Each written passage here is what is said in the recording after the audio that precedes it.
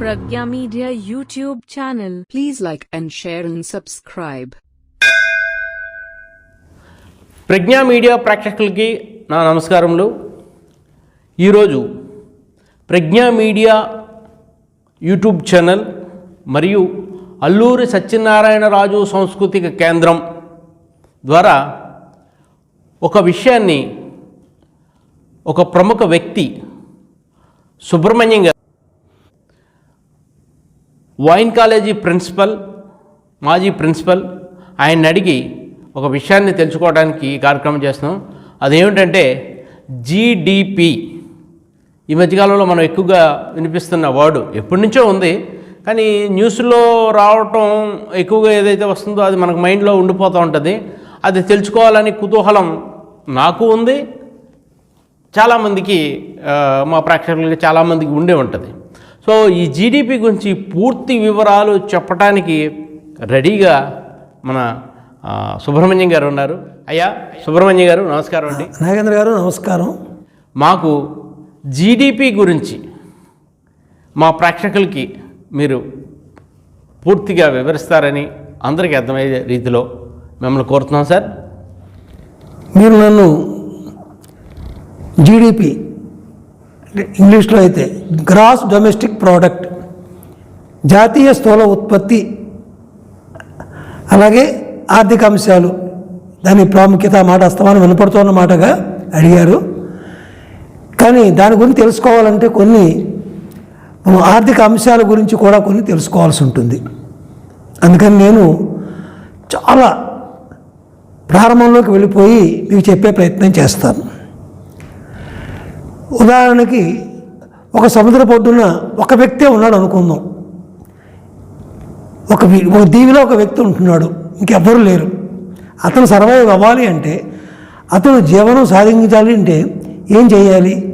ఆ సముద్రంలో చేపలు పట్టుకోవాలి. ఆ ఒడ్డున ఏమైనా వృక్షాలు ఉన్నట్లయితే వాటి నుంచి వచ్చేటువంటి పళ్ళు పొలమో తీసుకుని జీవించాలి. ఏదో చెట్ల కింద నివాసం చేసుకోవాలి. అతనికి మార్కెట్తో సంబంధం లేదు, డైరెక్ట్గా అతను ప్రకృతిలోనే బతుకుతున్నాడు. కాబట్టి అతను ఏ రోజైతే తిని సంపాదించుకోలేకపోతాడో ఆ రోజేమో ఆకలితో ఉంటాడు, సంపాదించుకున్న రోజున కడుపు నిండుతుంది. ఇది అక్కడ ఆర్థికము అనేటువంటి మాట రాదు. కేవలము అతని తెలివితేటలు, లేబరు మాత్రమే ఉంటుంది. అదే దీవిలోకి ఇంకొక వ్యక్తి కూడా వచ్చాడు అనుకుందాం కాసేపు. ఇప్పుడు ఇద్దరు వ్యక్తులు అయ్యారు ఆ దీవిలో.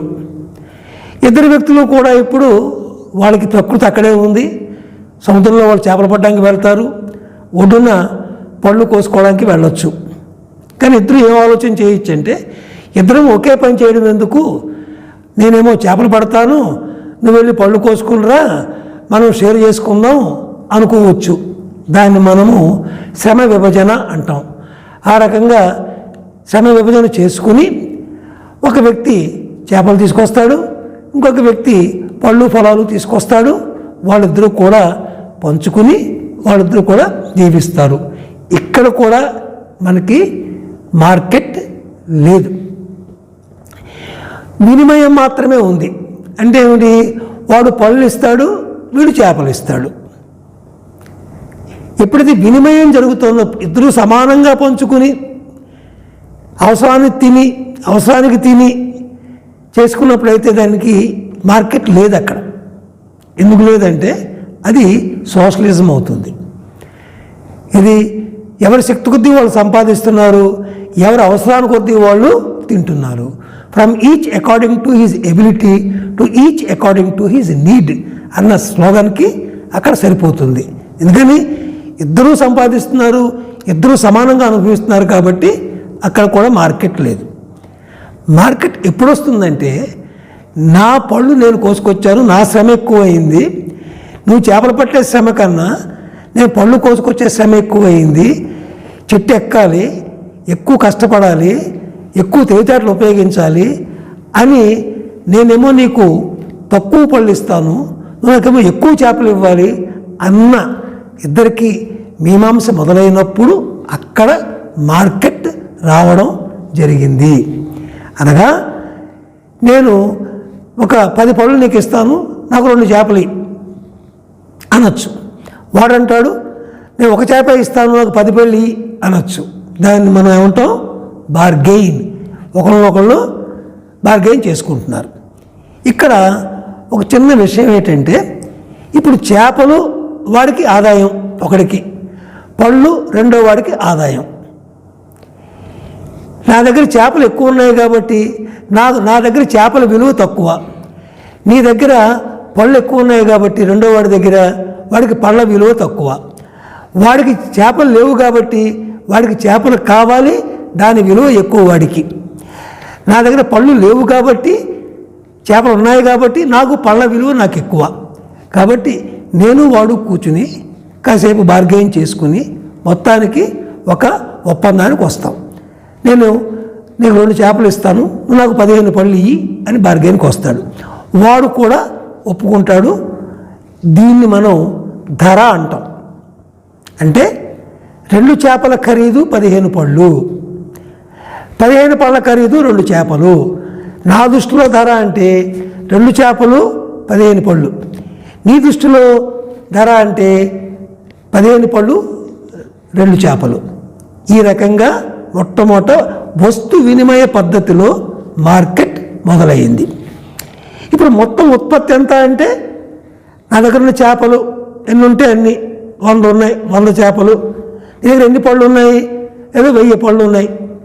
ఆ 2000 నా దగ్గర 200 చేపలు, నీ 1000 పళ్ళు కలిపితే మొత్తం స్థూల ఉత్పత్తి అయింది. మన ఇద్దరికి కలిపి ఒక ఉత్పత్తి అయింది.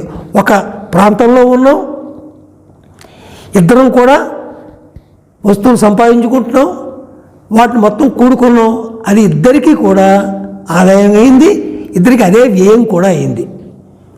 కాబట్టి ఆదాయము, వ్యయము, ఉత్పత్తి ఈ 3 సమానమే. ఇక్కడ ఉత్పత్తి, ఆదాయము, వ్యయము ఈ 3 కూడా సమానమే. ఇప్పుడు ఇంకొక ఆలోచన కూడా మనం చేయొచ్చు. నేను సంపాదించిన చేపలు చాలా ఎక్కువగా ఉన్నాయి కాబట్టి కొన్ని చేపలని మేము ఈవేళ వాడుకుంటాం, కొన్ని చేపలను తర్వాత వాడుకోవచ్చు. కాబట్టి ఉప్పు చేప చేసుకోను, నిల్వ ఉంచుకొని నేను వాడుకుంటాను అనుకుంటే నాకు మర్నాడు కూడా వేటకి వెళ్ళక్కర్లేదు. అలాగే వాడు కూడా పళ్ళని జాగ్రత్తగా ఎండబెట్టో ఏదో చేసి రసం చేసుకుంటే వాడు కూడా రోజు పళ్ళు కోయడానికి వెళ్ళక్కర్లేదు. వాళ్ళకి కొంత లేజర్ దొరుకుతుంది. ఆ లేజర్ ఎంజాయ్ చేయాలి అంటే వాళ్ళ దగ్గర ఈ ఆహారపు నిల్వలు ఉండాలి, అవి పాడైపోకుండా ఉండాలి, ఆహార నిల్వలు ఉండాలి. ఉన్నప్పుడు వాళ్ళకి లేజర్ దొరికినప్పుడు ఏం చేస్తారు? మనము చేపలు పట్టేందుకు వల తయారు చేసుకోవచ్చు, వాడు చెట్టు ఎక్కేందుకేమో ఒక సాధనం తయారు చేసుకోవచ్చు. ఈ చేసుకోవడానికి అక్కడ అన్నీ అవైలబుల్గానే ఉన్నాయి, ఉన్నవాడితోనే చేసుకోవాలి, ప్రకృతి దొరికేవాడితోనే చేసుకోవాలి. అక్కడ తెలివితేటలు కావాలి. దాన్ని ఎంటర్‌ప్రెన్యూర్‌షిప్ అంటారు.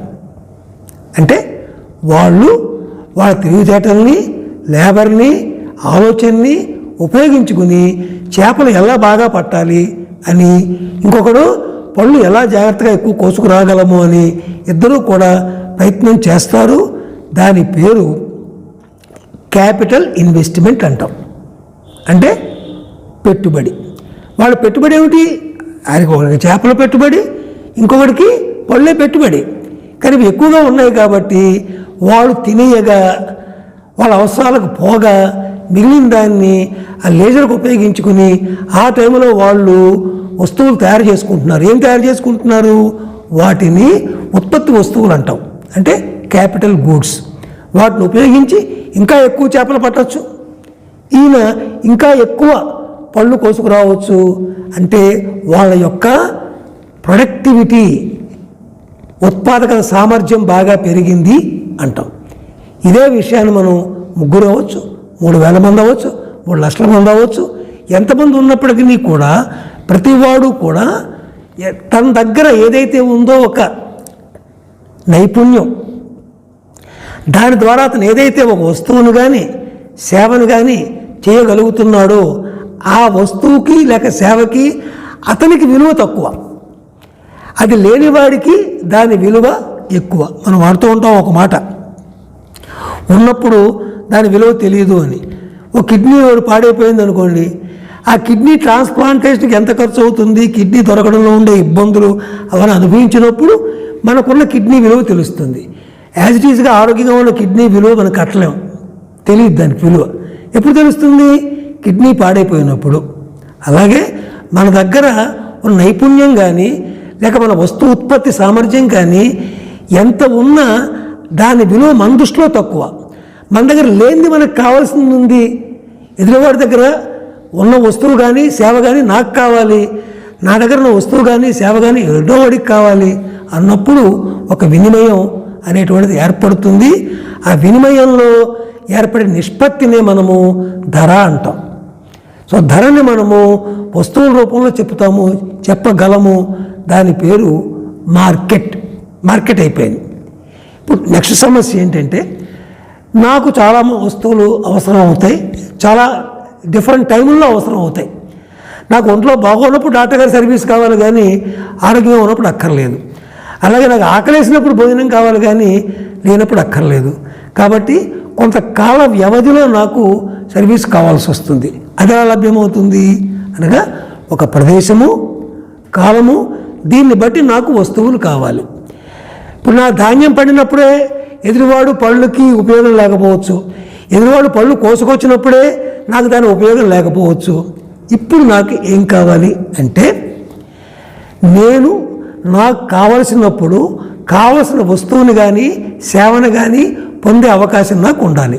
దానికోసం నేనేం ప్రయత్నం చేస్తానంటే, డబ్బు, మనీ అనే దాన్ని నేను కనిపెట్టాను. మనీ అంటే ఏం విశేషం ఏం కాదు. అందరూ దేన్నైతే అంగీకరిస్తారో వస్తువు కింద అది డబ్బు అవుతుంది. ఒకప్పుడు గోవుల సంపద మనకి విరాట్ రాజు కొలువులో కూడా మన మాట వింటాం మనం. అక్కడ గో సంపద గలవారు, వాళ్ళ డబ్బంతా గోవులే. ఏం కావాలో కూడా గోవుల నుంచి తీసుకుంటూ ఉంటారు వాళ్ళు. ఆ రకంగా గవ్వలు వాళ్ళ గవ్వలు కొన్ని అపూర్వమైనటువంటి రాళ్ళు ఇవన్నీ కూడా డబ్బుగా ఉపయోగపడ్డాయి. ఆ తర్వాత బంగారం. ఎందుకని బంగారం అందరికీ ఉపయోగపడుతుంది, చూడడానికి బాగుంటుంది, ఆభరణాలు చేసుకోవచ్చు, ఏమీ కాకపోయినా కూడా నిలవ ఉంటుంది, ముక్కలు చేసుకోవచ్చు, అది పాడైపోదు ఎంతకాలం ఉన్నా కూడా. కాబట్టి బంగారం మార్కెట్లో విరివిగా అందరూ కొనేటువంటి వస్తువు అయింది. సో నా దగ్గర బంగారం ఉన్నట్లయితే ఈ బంగారాన్ని నేను వినిమయం చేసుకుని నాకు కావలసినప్పుడు నాకు కావలసిన వస్తువుల్ని నేను కొనుక్కోగలను. అలాగే బంగారము, వెండి ఈ రకంగా నాకు డబ్బు రూపంలోకి రావడం జరిగింది.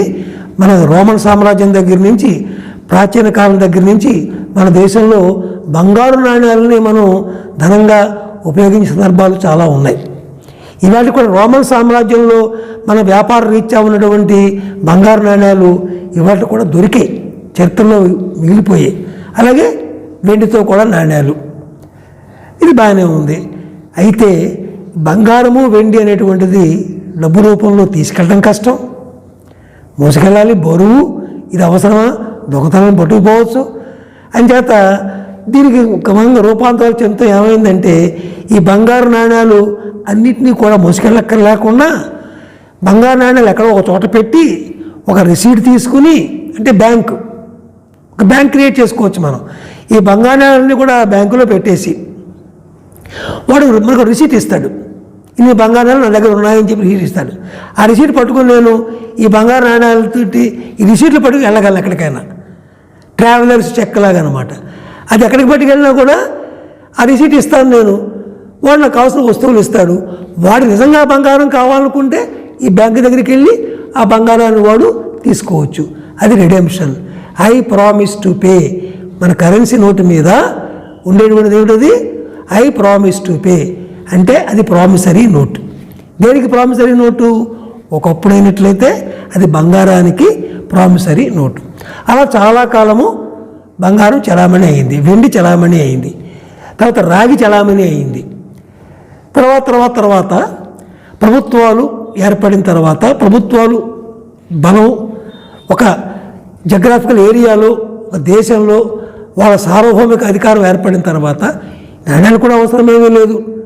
లీగల్ టెండర్, ఈ కాగితము ఐ ప్రామిస్ టు పే అన్నది అందరూ కూడా డబ్బుగా యాక్సెప్ట్ చేసి తీరాలి. చట్టబద్ధముగా ఈ కాగితము మనీ అని శాసనం ద్వారా ఏర్పడింది అనుకోండి, అదే డబ్బు అయిపోతుంది. అందరం కూడా ఇవాళ మనం ఏం చేస్తున్నాం, ఆ కరెన్సీనే వాడుకుంటున్నాం. ఇప్పుడు ఇంకా డెవలప్ అయిపోయిన తర్వాత ఈ కరెన్సీ కూడా మనం డైరెక్ట్గా వాడుకోవాల్సిన అవసరం లేదు. దానికి కూడా నేను ఒక చిన్న ఎగ్జాంపుల్ చెప్తాను. ఏంటంటే, ఒక కాంట్రాక్టర్ గారు ఒక పని చేశాడు. ఆయన 1,00,000 రూపాయలు సంపాదించాడు. ఈ 1,00,000 రూపాయలు పట్టుకెళ్ళి బ్యాంకులో వేశాడు. బ్యాంకు దగ్గర 1,00,000 రూపాయలు ఉన్నాయి. ఒక బ్యాంకు ఒక ఆయన పెట్టాడు, ఈ దాచడం కోసం, డబ్బు దాచడం కోసం, డబ్బు అప్పు ఇవ్వడం కోసం ఒక బ్యాంకు ఆయన పెట్టుకున్నాడు. ఆ బ్యాంకులో 1,00,000 రూపాయలు దాచాడు. దాచిన తర్వాత ఎవరో ఇంకొక వ్యక్తికి, ఇంకొక నాగేంద్ర అనే వ్యక్తికి ఆయనకి ఏదో వీడియో షాప్ పెట్టుకోవాలని కోరిక ఉంది. కానీ అతని దగ్గర డబ్బు లేదు, ఐడియా మాత్రమే ఉంది, స్కిల్ ఉంది, ఏం చేయాలో తెలుసు. కెమెరా కొనుక్కోవాలన్నా, స్టూడియో పెట్టుకోవాలన్నా కూడా డబ్బు కావాలి. అతను బ్యాంక్ దగ్గరికి వెళ్ళి, నా ప్రాజెక్ట్ ఇది, నేను ఇలా పెట్టుకుంటాను, నాకు ఫ్యూచర్లో ఈ ప్రాఫిట్స్ వస్తాయి, నేను మీకు డబ్బుని వడ్డీతో అసలు వడ్డీ కూడా నేను చెల్లించగలను అని ఆ బ్యాంక్ మేనేజర్తోనూ ఆ బ్యాంక్ యజమానినో అతను కన్విన్స్ చేసినట్లయితే అతను లోన్ ఇస్తాడు. ఈ 1,00,000 రూపాయలు అతనికి ఇచ్చాడు అనుకుందాం కాసేపు.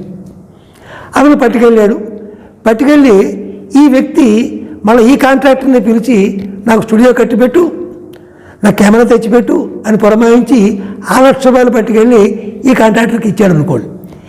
మళ్ళీ ఇదే కాంట్రాక్టరు ఈ 1,00,000 రూపాయలని పట్టుకొచ్చి అదే బ్యాంకులో వేశాడు. ఇప్పుడు ఎంత అయింది? 2,00,000 రూపాయలు కాంట్రాక్టర్ గారి అకౌంట్లో ఉండాలి. కానీ యాక్చువల్గా మనీ ఎంత ఉంది? ఇప్పుడు 1,00,000 రూపాయలు మాత్రమే ఉంది. ఇంకో 1,00,000 రూపాయలు ఏమైంది? అది భవిష్యత్తు. దాని పేరే పరపతి, క్రెడిట్ అంటారు దాన్ని. పరపతి అంటే ఇప్పుడున్నది కాదు, రాబోయేది. ఆయన స్టూడియో పెట్టుకున్న తర్వాత అది ఆపరేషన్ అయిన తర్వాత, అంటే ప్రారంభమైన తర్వాత అతని సంపాదనలోంచి అతను తీరుస్తాడు. అప్పుడు ఈ 2,00,000 రూపాయలకి కూడా తగ్గదు వస్తుంది. 2,00,000 రూపాయలు కూడా క్రియేట్ అయినట్టు అవుతుంది అన్నమాట. ఈ రకంగా పరపతి క్రియేట్ చేయడం అనేటువంటిది ఇప్పుడు గవర్నమెంట్ చేసేటువంటి పని. రిజర్వ్ బ్యాంకు ద్వారా, సెంట్రల్ బ్యాంకు ద్వారా ఈ రకమైన పరపతి ఎంత క్రియేట్ చేయాలి పరపతి అన్నది మళ్ళీ దానికి లిమిటేషన్ ఉంటుంది. ఏమిటా లిమిటేషను? చాలా సింపుల్. కొన్ని వేల మందికి ఐడియాలు ఉంటాయి, కానీ అన్ని ఐడియాలు కూడా వర్కౌట్ కావు. పరపతి ఈజీగా వచ్చేసింది అనుకుందాం, ఎవడు కూడా వెళ్తాడు, బ్యాంక్ దగ్గరికి వెళ్ళిపోతాడు, నాకు ఇది కావాలి అది కావాలంటాడు, వాళ్ళు ఇచ్చేస్తారు. ఈ రకంగా అతను వ్యాపారం మొదలెట్టేస్తాడు. కానీ ఆ వ్యాపారం సక్సెస్ కాకపోతే, నష్టం వచ్చేస్తే అతను డబ్బు ఇవ్వలేడు. డబ్బు ఇవ్వలేకపోతే ఏమవుతుంది? వెంటనే ఈ లాసు బ్యాంకుకి రిఫ్లెక్ట్ అవుతుంది. బ్యాంకు దగ్గర 1,00,000 రూపాయలు 1,000 రూపాయలు ఉంటే క్యాషు, దీన్ని 100 మందికో 200 మందికో ఇచ్చినట్లయితే వాళ్ళందరూ కూడా ఇది ఒకేసారి వచ్చి నాకు డబ్బు కావాలంటే వీడి దగ్గర డబ్బు ఉండదు. అంటే బ్యాంక్ ఏమవుతుంది? బ్రోక్, నష్టపోతుంది. ఇది పెద్ద ఎత్తున జరిగే అవకాశం ఉంటుంది అప్పుడప్పుడు. కృషి బ్యాంకు, మనకు అనేక బ్యాంకులు ఈ మధ్యకాలంలో దెబ్బతినం జరిగింది. అలాగే అగ్రిగోల్డ్ వాళ్ళు దెబ్బతినం జరిగింది. వాళ్ళు చెడ ఉద్దేశంతోనే చేయక్కర్లేదు, మంచి ఉద్దేశంతో చేసినా కూడా వ్యాపారం అనేటువంటి దాంట్లో లాభం వచ్చేందుకు ఎంత అవకాశం అయితే ఉంటుందో నష్టానికి కూడా అంత అవకాశం ఉంటుంది. కాబట్టి ఈ పరపతికి కూడా ఒక లిమిట్ ఉంటుంది. బ్యాంకులు కానీ ఈలాగా డబ్బులు ఇచ్చేటువంటి వాళ్ళని వ్యవస్థీకృత క్యాపిటలిస్టులు అంటాం, వెంచర్ క్యాపిటలిస్టులు అంటాం. వాళ్ళకు కూడా ఒక లిమిటేషన్ ఉంటుంది. ఎక్కువ దెబ్బతిన్నారు కూడా వాళ్ళు చేయలేరు. ఎక్కువ సక్సెస్ అవుతూ ఉండి తక్కువ ఫెయిల్ అవుతున్నట్లయితే వీళ్ళు ఆ నష్టాన్ని భరించుకోగలుగుతారు. కాబట్టి ఆ రకంగా మనకి వ్యాపారం వృద్ధి చెందుతుంది. సరే, ఇప్పుడు జీడిపి గురించి కొన్ని మాటలు చెప్పుకోవచ్చు. ఒక దేశంలో కొంత కాల పరిమితిలో, ఒక సంవత్సరం ఫర్ ఎగ్జాంపుల్లో మొత్తం ఉత్పత్తి అయినటువంటి వస్తువులు సేవల యొక్క మూల్యాన్ని అమెరికా వాళ్ళు డాలర్లలోను, మన దేశంలో రూపాయల్లోనూ కొలవడాన్నే వ్యక్తం చేయడాన్నే మనము జీడిపి అంటాం. అంటే స్థూల జాతీయ ఉత్పత్తి. స్థూల జాతీయ ఉత్పత్తి. దీన్ని మన ఆర్థిక వ్యవస్థ పెద్దదయ్యే కొద్దీ కూడా, అంటే కొన్ని కోట్ల ట్రాన్సాక్షన్స్ జరుగుతున్న కొద్దీ కూడా అనేక రకాల వెరైటీ వస్తువులు, అనేక సేవలు ఉత్పత్తి అవుతున్న కొద్దీ కూడా ఇది చాలా క్లిష్టమైపోతుంది కట్టడం. ఆ క్లిష్టమైపోయినప్పుడు మనం ఎలా ఆలోచించాలంటే, ఆదాయము మొత్తం జాతీయ ఆదాయము, వ్యయము జాతీయ వ్యయము, ఓకే, మొత్తము ఉత్పత్తి, ఈ మూడు మాటలు ఎలాగ తప్పు. అలాగే ఇక్కడ ఇంకొక మాట ఏంటంటే సప్లై డిమాండ్, ఈ రెండు, ఆ వస్తువు యొక్క ఉపయోగము అంటే యూటిలిటీ, ఈ మాటలతోటి మనం ఈ జీడిపిని క్యాల్కులేట్ చేసుకోవచ్చు. ఎలాగా? నెంబర్ 1, మనం మొత్తం దేశంలో జరిగేటువంటి ఆ ఏడాదిలో జరిగినటువంటి అదనంగా ఏర్పడ్డటువంటి వస్తువుల సర్వీసుల యొక్క ఉత్పత్తి లెక్క వేయచ్చు, లేదా మొత్తం వ్యయాన్ని లెక్క వేయచ్చు, లేదా మొత్తం ఆదాయాన్ని లెక్క వేయచ్చు. ఈ మూడు టెక్నికల్గా సమానం కావాలి. నువ్వు ఎలా లెక్క పెట్టినా మనం ఎంతైతే ప్రొడ్యూస్ చేశామో అంతే తినగలం. అందులోనే కొంత భాగం మనం తినగలం, అంటే కన్జ్యూమ్ చేసుకోగలం, కొంత భాగాన్ని మనం పెట్టుబడి కింద ఉంచగలం. ఇది ఎవరు మార్చలేరు. సో మనం ఎంత కన్జ్యూమ్ చేసుకున్నాము, ఎంత పెట్టుబడిగా ఉంచాము అన్న ఈ రెండు అంశాలని కూడా మనం దృష్టిలో పెట్టుకుంటే స్థూల జాతీయ ఉత్పత్తిని మనము నిర్ణయించగలము. దీనికి ఇప్పుడు మన ప్రైసెస్ అన్నీ కూడా, ధరలన్నీ కూడా రూపాయల్లో చెబుతాం. ఏ వస్తువుకైనా కూడా ధరని రూపాయల్లో చెబుతాం. ఎప్పుడు చెబుతాం? అది మార్కెట్లో వినిమయంలోకి వచ్చినప్పుడు మాత్రమే చెబుతాం. ఉదాహరణకి ఒక ఇంట్లో వంట మనిషి పనిచేస్తుంది. ఆ వంట మనిషికి జీతం ఇస్తారు. సో ఆ వంట మనిషి చేసే సర్వీస్కి విలువ ఎంత అంటే ఆవిడకి ఇచ్చేటువంటి జీతం. సపోజ్ ఆ వంట మనిషిని ఆ యజమాని పెళ్లి చేసుకోవడం అనుకోండి, భార్య అయిందనుకోండి, అప్పుడు వంట చేస్తుంది, కానీ జీతం ఇవ్వడు కదా. కాబట్టి అప్పుడు ఆ ఇల్లాలు చేసేటువంటి వంట ఎకనామిక్స్లోకి రాదు, అందులో లెక్కలోకి రాదు. కాబట్టి మనం చేసేటువంటి పనులు ఏంటంటే దేశం మొత్తం సెక్టర్లుగా డివైడ్ చేసుకొని, కొన్ని ఏదో మ్యానుఫ్యాక్చరింగ్ సెక్టర్ అంటాం, కొన్ని సర్వీస్ సెక్టర్ అంటాం, సర్వీస్ సెక్టర్లో కూడా మళ్ళీ ఏదో మెడికల్ అంటాం, డివైడ్ చేసేసుకొని ప్రతి సెక్టర్లోనూ కూడా ఎంత ఉత్పత్తి జరిగింది అన్న సంగతి లెక్కేసుకోవచ్చు, ఎంత వ్యయమైంది లెక్కేసుకోవచ్చు, ఎంత ఆదాయమో లెక్కేసుకోవచ్చు. ఇలా సెక్టర్ వైజ్గా లెక్కలు వేసుకుంటూ టోటల్ చేసినట్లయితే మనకి స్థూల జాతీయ ఉత్పత్తి రావడం జరుగుతుంది. ఇక్కడ మళ్ళీ చిన్న చిన్న విషయాలు ఆలోచించాల్సి వస్తుంది. ఏంటంటే డబుల్ కౌంట్.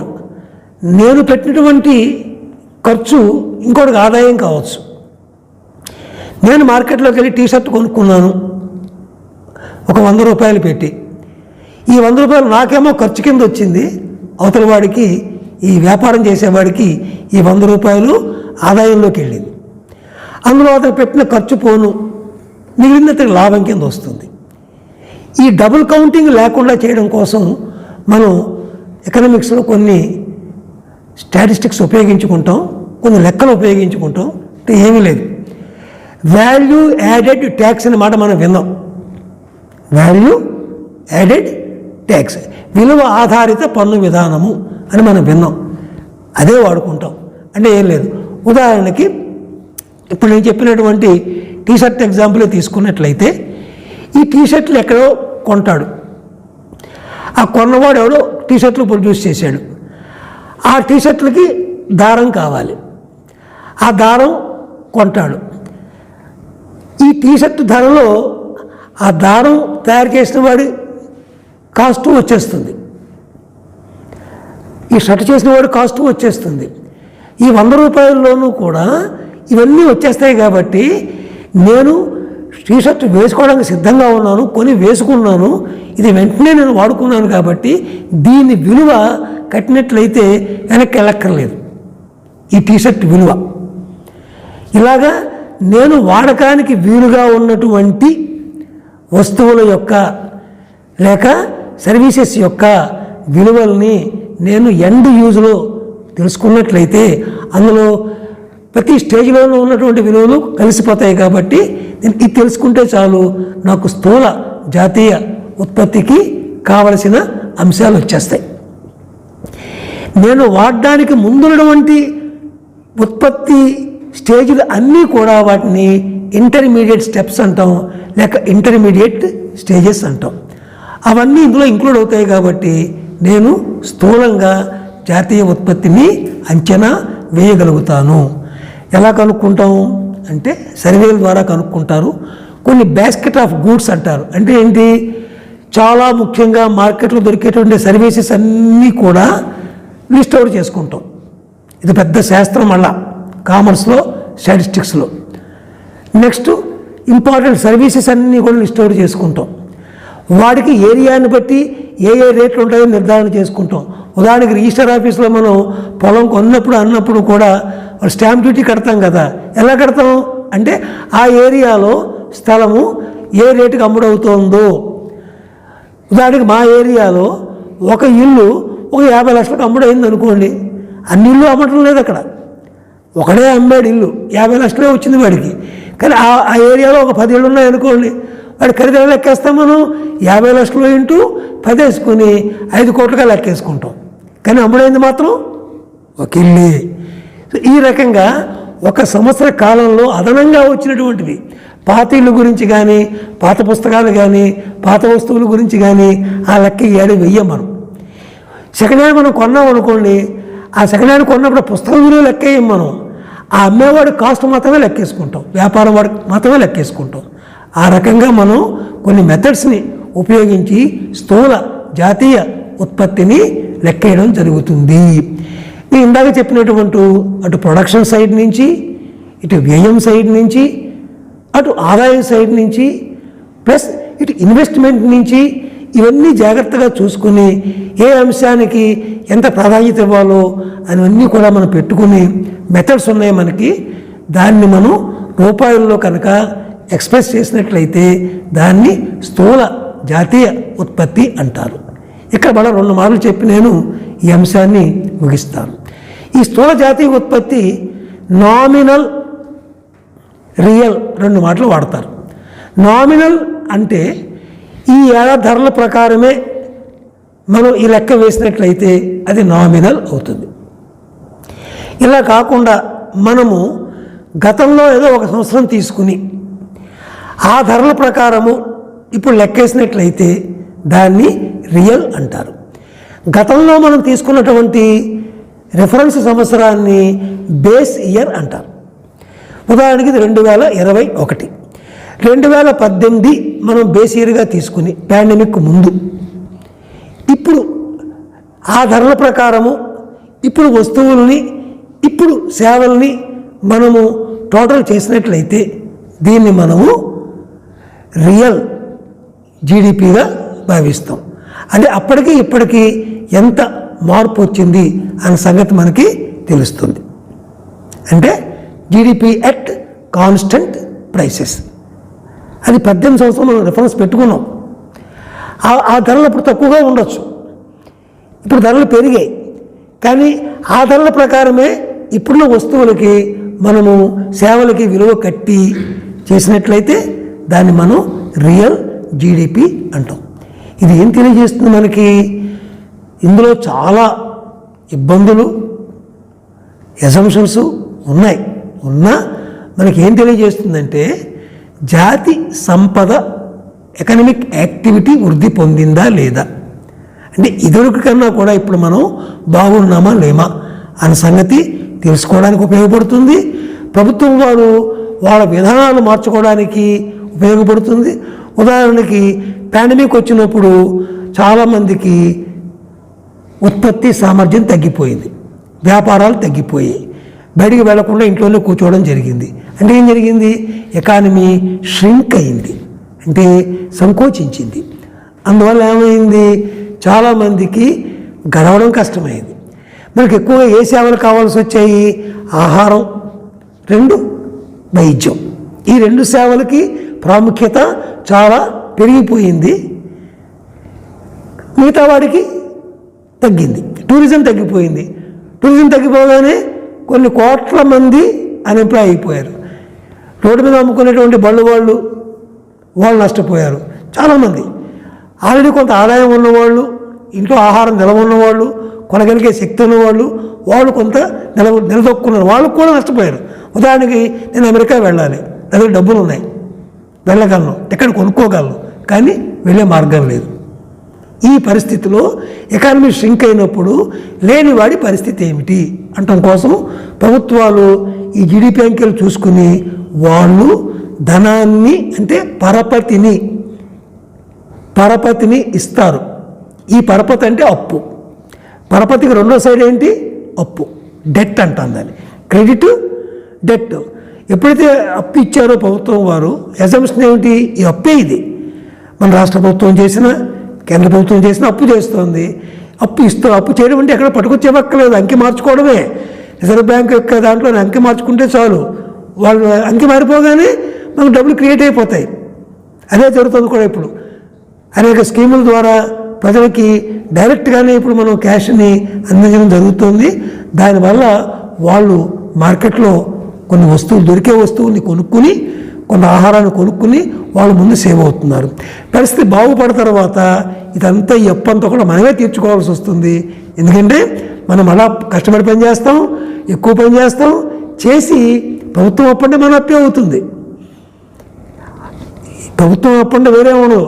వాళ్ళు ఉన్న అసెట్స్ని అంతా కూడా రూపాయల్లో మార్చి మనకి ఇస్తున్నారు. ఇప్పుడు రైల్వేస్ని కానీ, ఎయిర్ ఫోర్స్ని కానీ, లేకపోతే ఇంకొక ఉత్పత్తి, విశాఖ స్టీల్ ప్లాంట్ కానీ, ఏదైనా కూడా ప్రభుత్వ రంగంలో ఉన్నటువంటి సంస్థల్ని లీజుకి ఇచ్చి దాని డబ్బు రూపంలోకి మార్చి మన ఎకానమీ నిలబెట్టేందుకు ప్రయత్నం జరుగుతుంది. ఇది మంచా చెడ్డ, లాభ నష్టాలు ఏమిటి అన్నది ఎకనామిక్స్లో చాలా సెపరేట్ టాపిక్. అది ఫిలాసఫీ కింద వెళ్తుంది కానీ ఎకనామిక్స్లోకి రాదు. చేత నాకు తెలిసినంత వరకు స్థూల జాతీయ ఉత్పత్తి ఎకనామిక్ అంశాల గురించి చెప్పే ప్రయత్నం చేశాను. నేను ఎకనామిస్ట్ని కాను, కేవలము కామన్ సెన్స్ పాయింట్ ఆఫ్ వ్యూలో తెలిసిన విషయాలు మీకు చెప్పేందుకు ప్రయత్నం చేశాను. నాగేంద్ర, ఐ థింక్ నీకు కొన్ని విషయాలన్నా చెప్పగలిగానని చెప్పి అనుకుంటున్నాను. నమస్కారం. అయ్యా సుబ్రహ్మణ్యం గారు, చాలా అద్భుతంగా అందరికీ అర్థమయ్యే విధంగా మీరు ఒక చిన్న కథ రూపంలో ఈ ఆర్థిక శాస్త్రాన్ని, ఆ జీడిపిని ఎలా క్యాలిక్యులేట్ చేస్తారు ఏంటి అనేది అందరికీ అర్థమయ్యే రూపంలో మాకు తెలియజేశారు. ఇలాంటి విషయాలు మరిన్ని ఇంకా మీ ద్వారా మా ప్రజ్ఞా మీడియా ప్రేక్షకులకి అందించాలని నా ఆశ, సంకల్పం. సో మీరు ఇంకా ఎన్నో వీడియోలు ఇస్తారని నేను మనం చేసుకుంటూ సెలవు తీసుకుంటాను.